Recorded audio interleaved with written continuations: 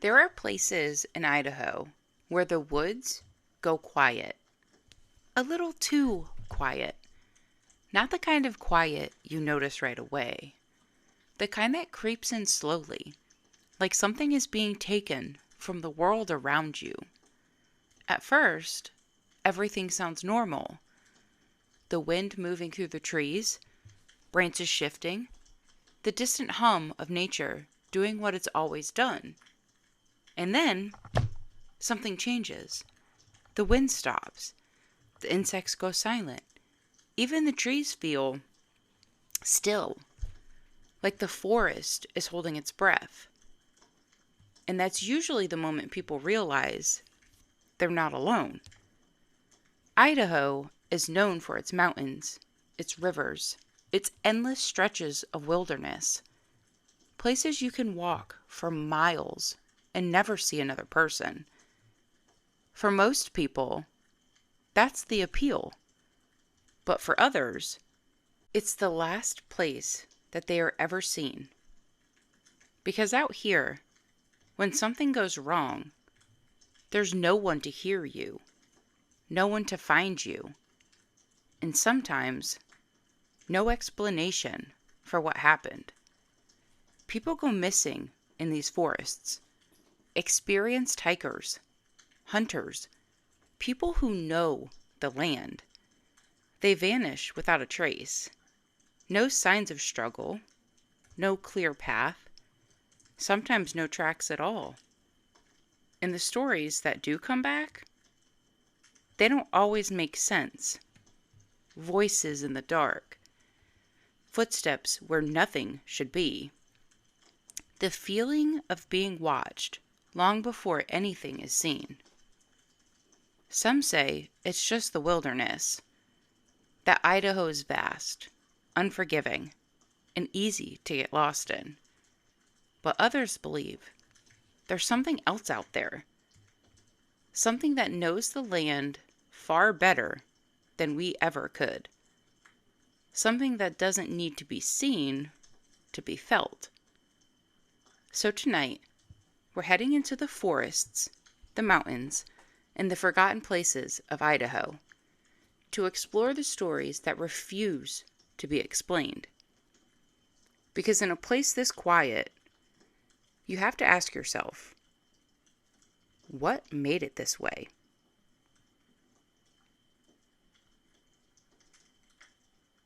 Welcome back to Hexes, Haunts, and Howls. I'm your host, Cupcake. Today is episode 12 of A through Z of Haunted America, a series where we explore the strange, eerie, and mysterious corners of America. Before we get into the stories people tell of Idaho, you have to understand the place itself. Because Idaho isn't just forests and mountains, it's distance. One of the clearest examples of that is a place called Frank Church, River of No Return Wilderness. It stretches for millions of acres across central Idaho. So large that entire mountain ranges sit inside it untouched. So remote that in some areas, the nearest road is days away on foot. There are no towns in the center of it, no highways cutting through, no easy way in, and no easy way out. And that matters, because when something happens out there, it doesn't just happen in isolation, it disappears into it. Most people who go into that wilderness do it on purpose. Hunters, backpackers, people looking to get away from everything. And most of them come back. But the wilderness has a way of making sure you remember it differently every time. There are stories from experienced hikers who describe the same thing in different ways. A sudden change in sound.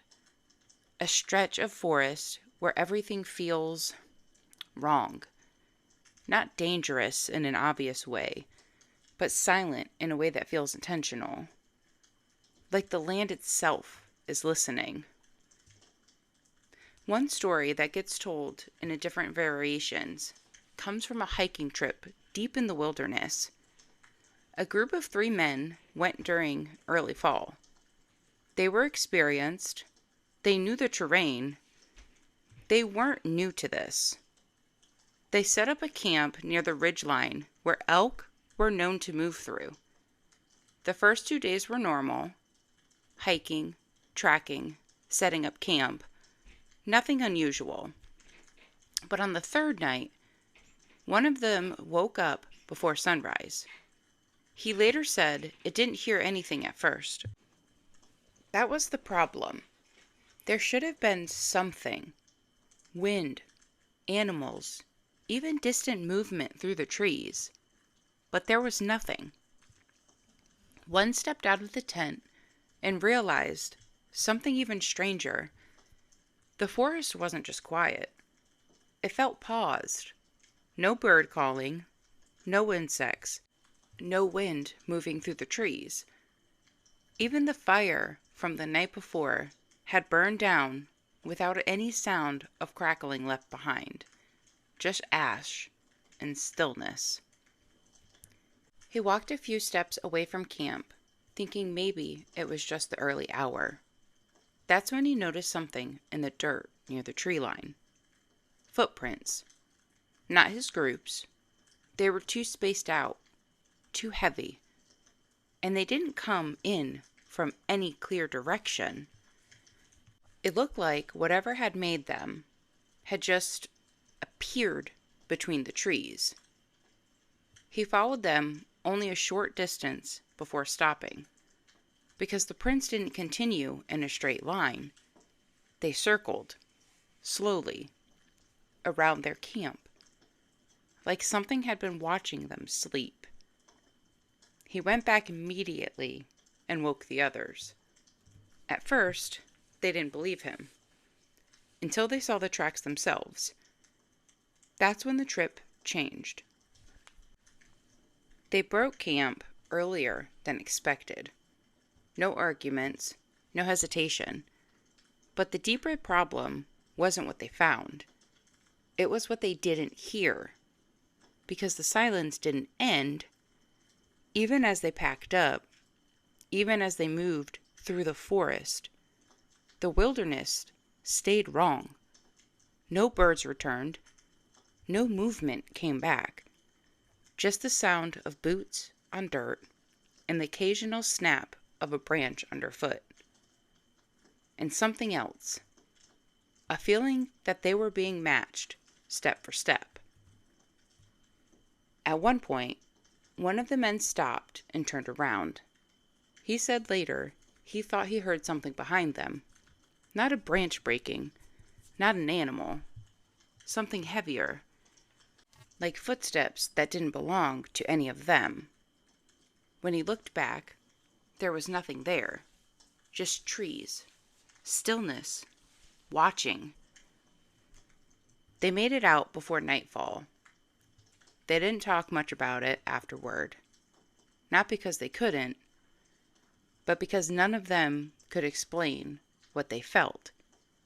There were no injuries, no missing equipment, nothing that would make a report meaningful. Just a shared understanding that something had been out there with them. And it had known exactly where they were the entire time. And that's what makes places like this different. It's not just that people get lost. It's that the land is so vast, so untouched, so quiet, that if something did move through it without being seen, there would be no one there to question it, no one there to stop it, and sometimes no trace that it ever passed at all. If you talk to people who've lived in boys long enough, there's a place they'll mention in a quieter voice. Not because it's hidden, but because it doesn't feel like it ever fully left. The old Idaho Penitentiary, on paper, it's a historic site now, a preserved piece of Idaho's past, open to the public, guided tours, information plaques, controlled lighting. But history doesn't always stay contained just because a place becomes a museum. Because before it was something you could walk through during the day, it was somewhere people went to disappear. The penitentiary first opened in the late 1800s. Back then, Idaho was still defining itself. Frontier justice, expanded territory, a system that was often more survival than structure. And the prison reflected that. Stone walls built by the inmates themselves. Small cells designed for punishment more than reform. Isolation that wasn't just physical, but psychological. Over the decades, it held everyone from petty criminals to violent offenders. And over time, it developed a reputation. Not just for who went in, but for who never really left. There are records of riots inside the prison, of solitary confinement units where inmates were kept for weeks in complete isolation, of punishment cells where light barely reached the floor,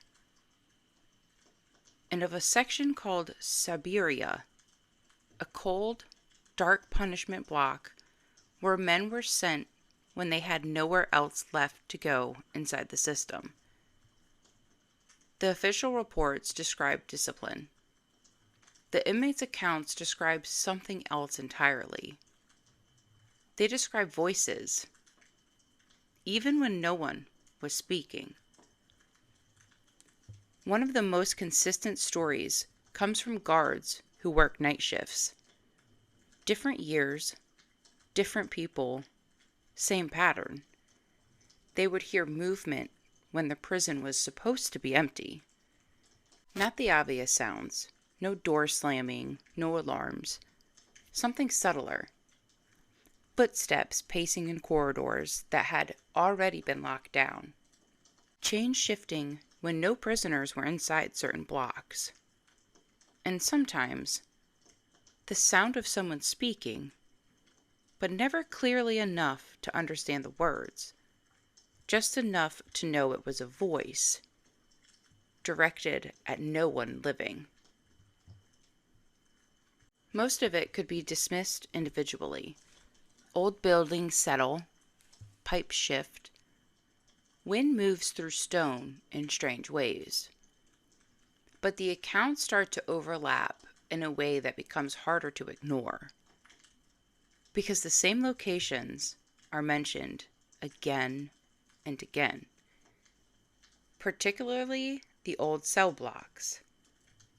In one specific area that former staff refused to spend time in alone.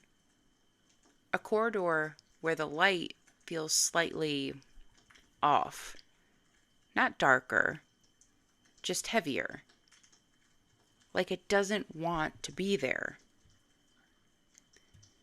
Visitors today still report things. Even during guided tours, they talk about sudden drops in temperatures in empty rooms.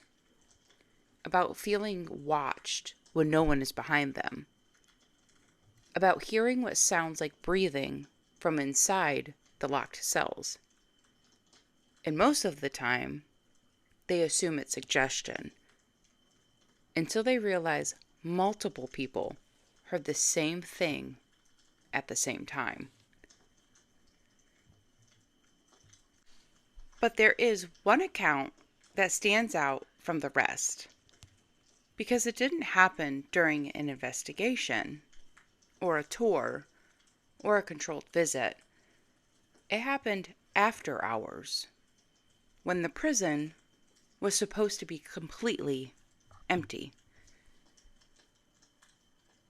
A former maintenance worker, someone whose job involved routine checks and repairs, was given access to the site late one evening. His task was simple: check a section of the older cell blocks for structural issues. He'd done it before, nothing unusual. He entered through the lower corridor just after sunset, the kind of time where daylight hasn't fully disappeared, but the building already feels like it has. He described the air inside as different that night. Not colder, just still. Like even the sound of his footsteps were being absorbed instead of reflected. He made his way through the first section without issue. Doors locked, cells empty, everything as expected. But as he reached the older block, the one most staff avoid unless necessary, he said something changed. The hallway felt longer than it should have. Not physically longer, just drawn out. Like the space between the steps didn't match what his mind expected. He checked his flashlight. It worked fine, but the beam didn't seem to reach as far as it should have. Then he heard it, a sound from behind one of the cell doors. At first, he assumed it was something structural, metal shifting, but then it repeated, a slow, deliberate knock. 3 times, then silence. He called out. No response. He checked the door. Locked. No sign of movement. He moved on. But as he continued down the corridor, the knocking started again. This time from a different cell. Same pattern. 3 knocks. Pause. Then nothing. He stopped walking. And that's when he noticed something else. The temperature had dropped so suddenly, it felt like stepping into a different room entirely. His breath was visible in the air, and he could hear something he hadn't noticed before. Breathing, but not his own. It was coming from multiple cells at once. Slow, unsteady, like several people were inside the walls, just on the other side of the metal doors. He checked each lock as he passed. All secure. No movement. But the breathing didn't stop. It followed him. Not from behind, not ahead, from everywhere at once. He made the decision to leave, not because he saw anything, but because he didn't need to. Something about the pattern made it clear. Whatever was happening wasn't random. It was aware of him, and it knew exactly how far he had gotten. As he turned to head back, the final thing he heard stopped him completely. From the far end of the corridor, his name, said once, calmly, not shouted, not echoed, just spoken, like someone standing right behind him had decided he should know they were there. He didn't turn around. He left immediately, and he reportedly never agreed to work in that section again. What makes places like old Idaho Penitentiary difficult to explain isn't just the history, it's the consistency. Different people, different years, same sensations. Voices where no one is present. Footsteps sealed in corridors. Breathing from empty cells. Patterns that repeat just often enough to make you question whether it's coincidence or memory. Because prisons don't just hold people, they hold moments, fear, isolation, time spent in places where no one expects to be heard again. And sometimes, people wonder if that kind of weight ever really leaves a place.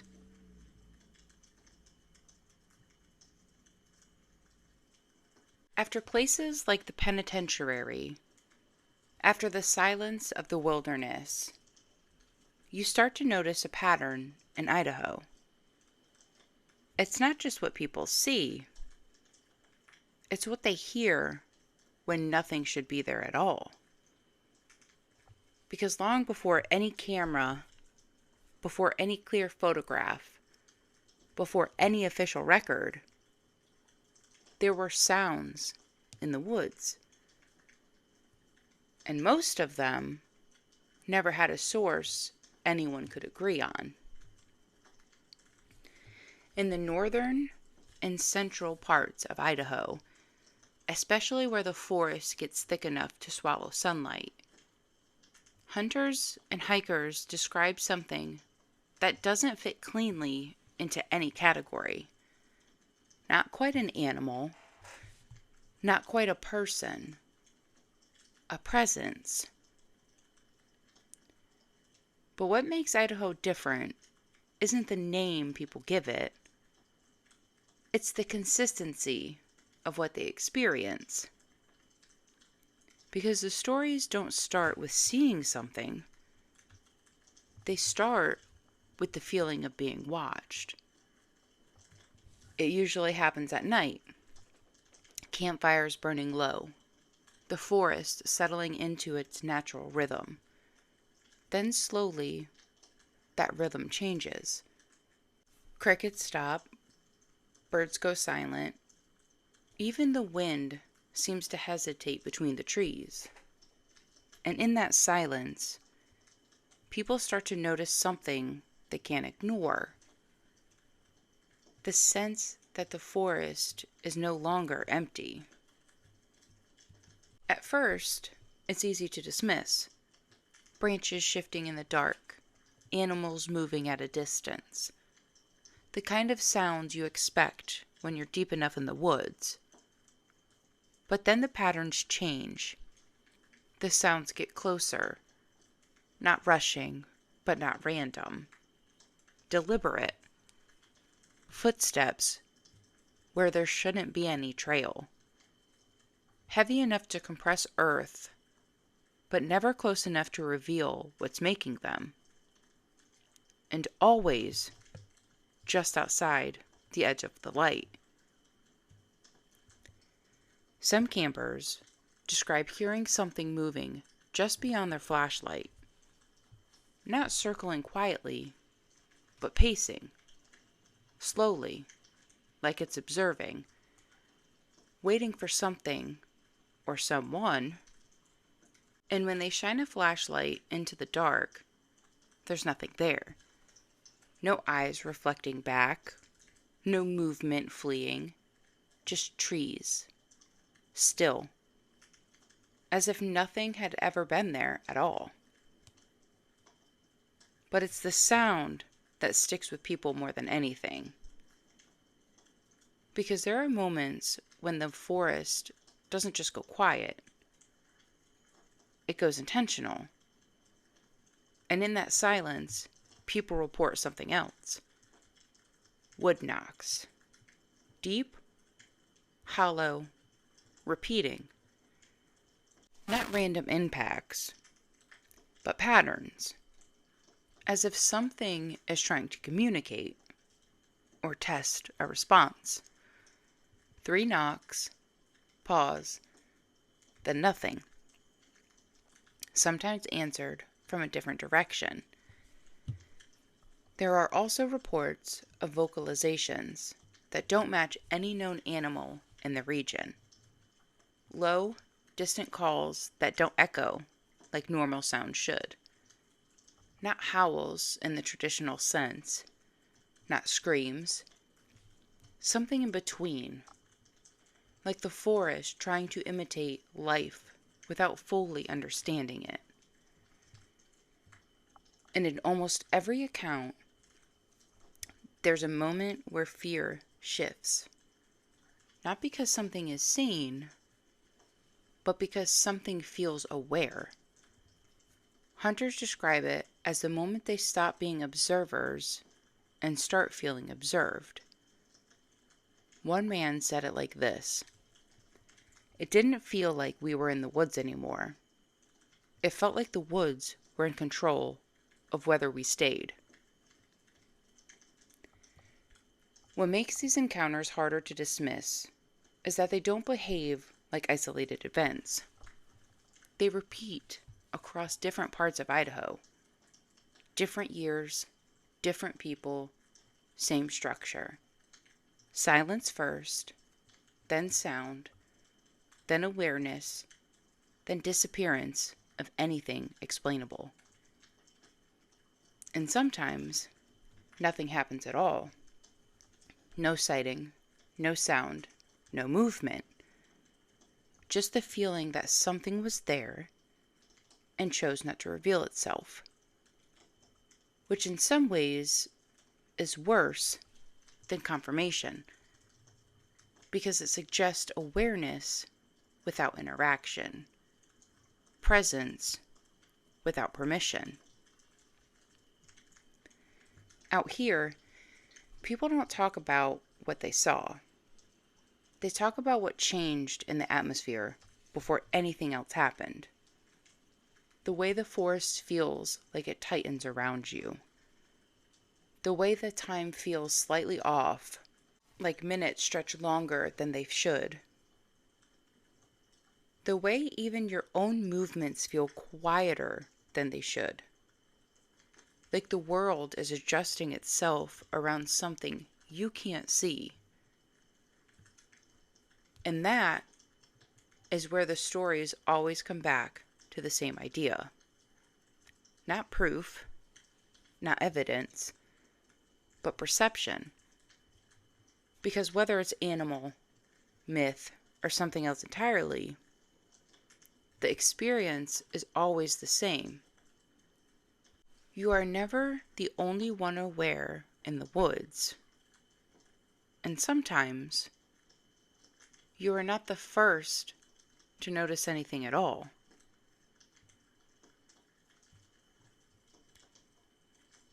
When people talk about disappearances in Idaho, they usually don't talk about them like isolated events.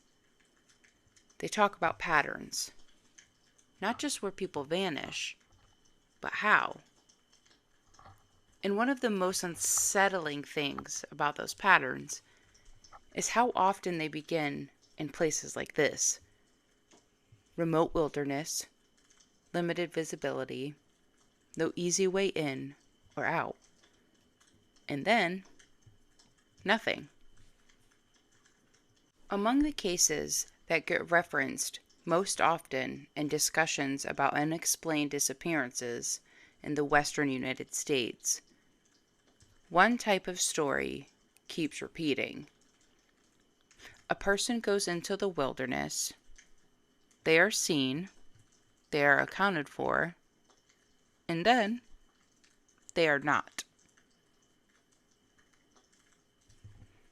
But what makes these cases difficult isn't just the disappearance themselves.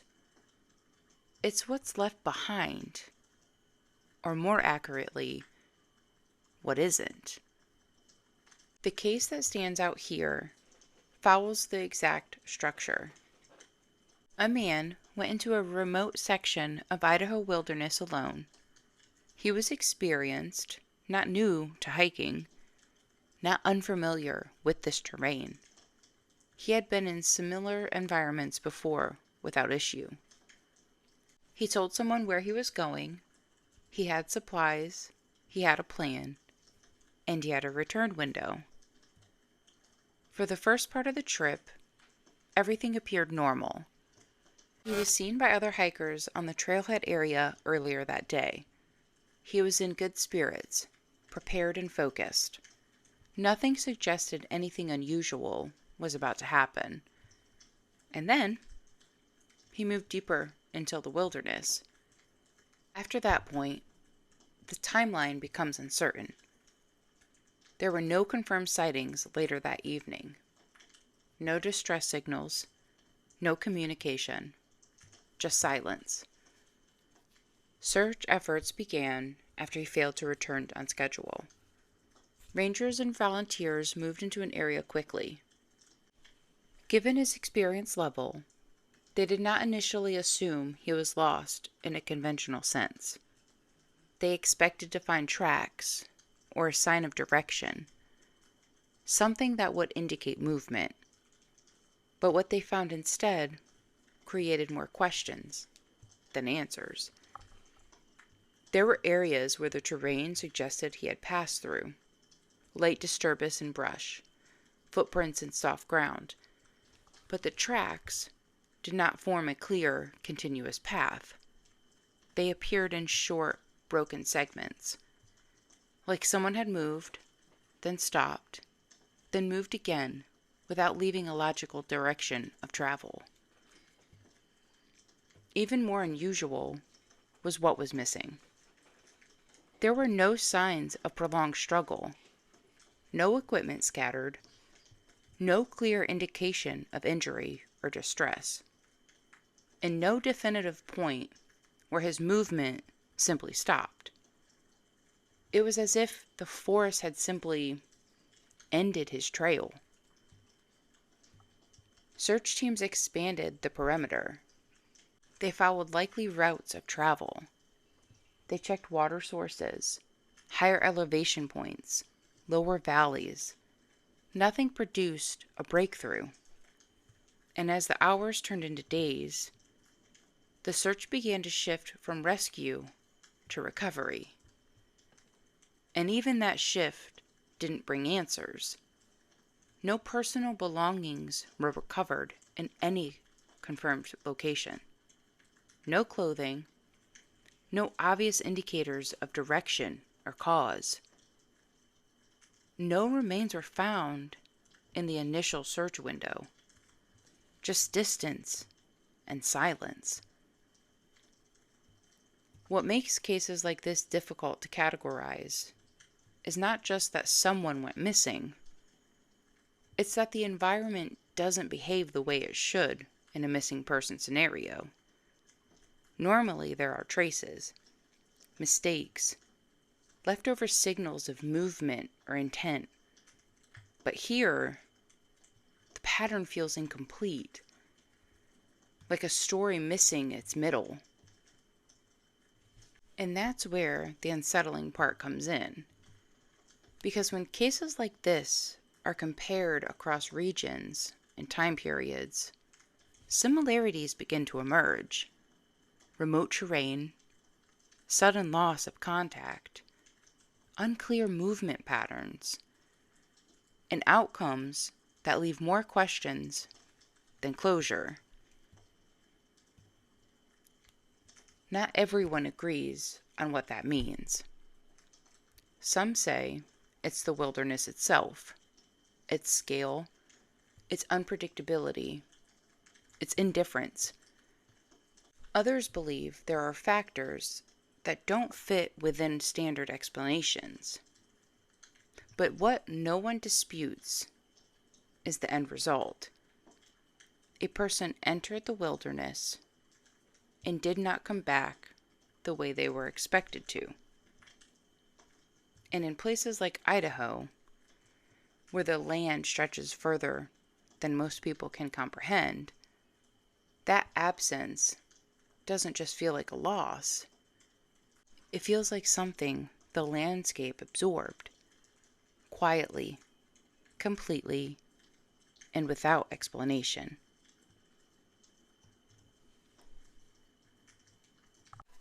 After hearing enough of these stories, you start to notice something strange.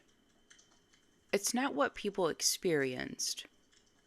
It's how often they hesitate when they try to explain it.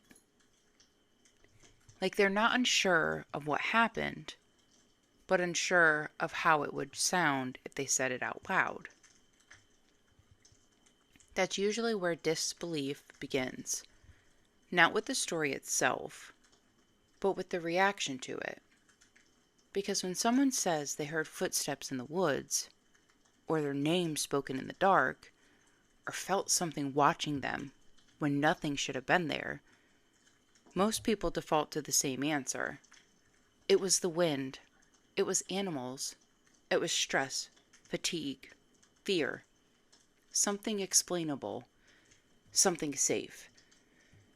And sometimes that's true. The world does have explanations for a lot of things we don't immediately understand. But the unsettling part is how often the same kinds of experiences appear in completely different places, different people, different years. Same structure, same feeling, same ending. And then there are places like Idaho, places where these stories just don't happen once. They repeat. Not in the exact same way, but in the same shape. Silence first, then awareness, then something that doesn't quite behave like anything familiar. And finally, distance, separation, absence. It makes you start asking questions that don't have easy answers. Not about what people saw, but about why it keeps happening in places like this. Why remote forests seem to produce the same kinds of stories. Why old institutions hold the same kinds of reports. Why certain environments seem to carry a weight people can't fully describe. Is it the land? Or something tied to it? Something that doesn't just exist in a single location, but in the way those locations make people feel when they're alone inside them. And maybe the most difficult question of all is, why do so many of these stories end the same way, without answers? Not because nothing happened, but because whatever did happen never leaves anything behind that fits neatly into what we expect. No clear explanation, no definitive proof, just the memory of something that felt real at that time, and becomes harder to defend the longer you try to explain it. And that's where these stories stay. Not fully in the category of fact, not fully in the category of fiction, but somewhere in between. In that uncomfortable space where experience lives longer than certainty. So when you hear about places like Idaho and the silence that sits inside its forests, you don't have to describe what you believe. That part is always optional. But you can sit with the question for a moment. If something happens in a place where no one is around to confirm it, does it become less real? Or just less understood? We started this episode talking about silence. Not the kind you notice for a moment, but the kind that settles in slowly. The kind that makes you realize the world around you has stopped behaving the way you expect it to. Idaho is often described as empty, vast, remote, undisturbed. But maybe that's not the right word. Maybe it's not empty at all. Maybe it's just quiet enough. Quiet enough for things to move without being noticed. Quiet enough for voices to carry where no one is meant to hear them. Quiet enough for people to disappear into distance and time without leaving behind anything that makes sense. Because when you put all these stories together, the wilderness, the silence, the institutions, the disappearances, you start to see a pattern that doesn't fit neatly into anything simple. Not proof, not explanation, just repetition. And maybe that's what makes it stay with people. Not what they saw, but what they couldn't disprove. What they couldn't fully explain away, even years later. So when you think about Idaho, don't just think about mountains or forests or open land. Think about everything that happens when no one is there to witness it. And everything that might still be happening long after the sound fades. Because in places like this, silence doesn't always mean nothing is there. Sometimes it just means you've stopped being able to hear it. And maybe Idaho isn't empty. Maybe it's just quiet enough for something else to exist. If you enjoyed tonight's episode, make sure to follow the show and share it with someone who loves a good mystery. And as always, I want to hear your stories. If you've experienced something you can't explain, whether it happened in the woods, in an old building, on a quiet road, or anywhere that didn't feel quite right, send it in. You can submit your stories to hexes, haunts, and howls at gmail.com. Again, that's hexes, haunts, and howls, all one word, at gmail.com. All stories will remain anonymous. Until next time, stay safe out there. And if you hear something in the silence, don't assume you're alone. Thank you for listening to Hexes, Haunts, and Howls. I'm your host, Cupcake. Until next time, stay sweet.